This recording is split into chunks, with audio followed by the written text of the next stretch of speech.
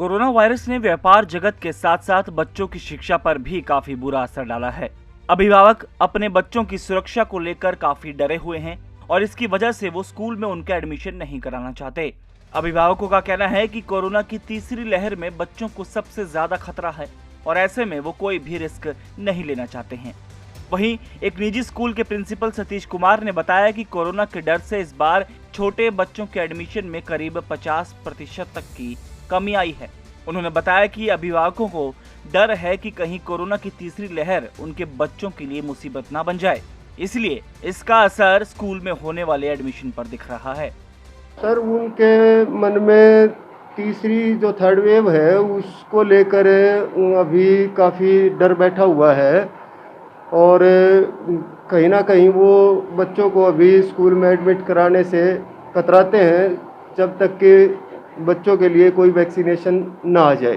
आप ये मान के चले कि लगभग 50% जो है वो दाखिलों पर असर है। तो डर तो है, अब बच्चे छोटे हैं और बाहर क्या माहौल है अब हमें नहीं पता। घर में तो हम उनके साथ पूरी एहतियात बरत सकते हैं, बाहर जाने के बाद बच्चा रास्ते में भी पता नहीं कहाँ किस चीज़ को हाथ लगाता है, किससे बात करता है, ये हमें नहीं पता।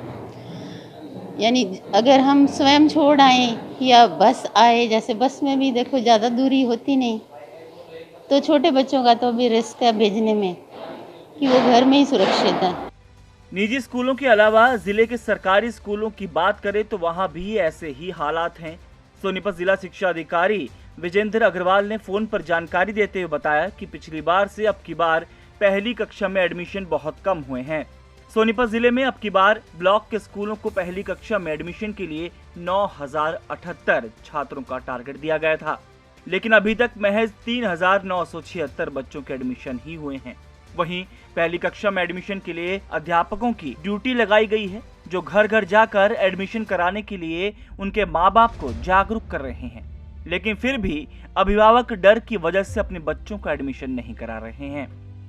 जैसा कि हमने पीछे जो क्राइसिस देखा है, लास्ट ईयर भी कोरोना की फर्स्ट वेव आई, तब भी बहुत भयानक दौर था, मगर सेकंड क्राइसिस आई तो उसमें सब कुछ हिला के रख दिया, बहुत कुछ झकझोर दिया।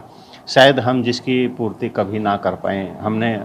हमारे बीच से बहुत सारे साथी, रिश्तेदार, मित्र, परिवारजन बिछुड़ गए हैं, चले गए हैं, शायद जिनका अभी कोई अंदेशा भी नहीं था।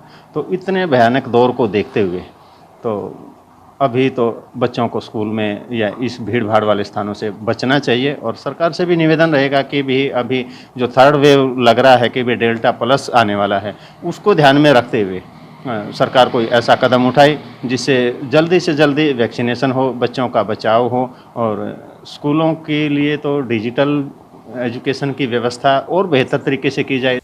अभिभावकों की मांग है कि जल्द से जल्द बच्चों का टीकाकरण भी शुरू किया जाए ताकि वो भी कोरोना की तीसरी लहर का मुकाबला कर सकें।